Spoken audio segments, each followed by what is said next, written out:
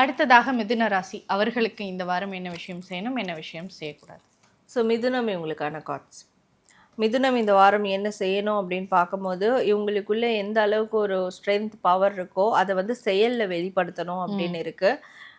இவங்க கூட இருக்கிற ஏதாவது ஒரு முக்கியமான பெண், அவங்களுடைய உறுதுணையோட சில ஆக்ஷன்ஸை வந்து மேற்கொள்ளலாம் அப்படின்னு இருக்கு. என்ன விஷயம் செய்யக்கூடாது?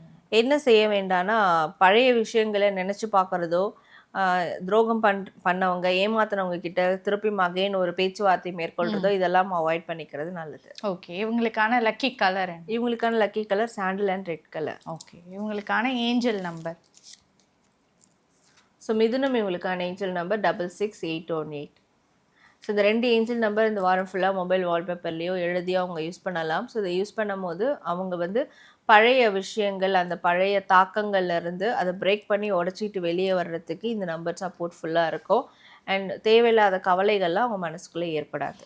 ஓகே. ஸோ மிதுனம் ராசிக்கு இந்த வாரம் முருகர் சொல்லக்கூடிய மெசேஜ் என்ன? மிதுனம் இவங்களுக்கான முருகர் மெசேஜ். முருகர் இவங்களுக்கு தரக்கூடிய மெசேஜ் என்னன்னு பார்க்கும்போது, முருகருடைய சந்தன அலங்காரத்தை தொடர்ந்து வந்து இவங்க வழிபடணும், தொடர்ந்து அதை தரிசனம் பண்ணணும். சந்தனம் வந்து முருகர் பேரை சொல்லி டெய்லி அவங்க வந்து பூசிக்கணும். ஸோ இதை செய்யும் போது அவங்களுடைய மனசு வந்து ரொம்ப காம் ஆகும், மனசுக்கு ஒரு ஹீலிங் எனர்ஜி வந்து கிடைக்கும். ஏன்னா மற்ற பெரிய பாதிப்புகள்லேருந்து வெளியே வர்றதுக்கு இது ரொம்ப சப்போர்ட்ஃபுல்லாக இருக்கும். ஸோ முருகர் பேரை சொல்லி சந்தனம் வச்சுக்கிறது, சந்தன அலங்காரம் முருகரை பார்க்கறது, இது ரெண்டுமே அவங்க இந்த வாரம் அடிக்கடி செய்யணும். ஓகே. ஸோ மிதுனம் ராசி நேயர்கள் யாராவது பார்த்துட்டு இருந்தீங்க அப்படின்னா கீழே கமெண்ட் பாக்ஸில் ஓம் முருகா அப்படிங்கிறத கமெண்ட் பண்ணிடுங்க.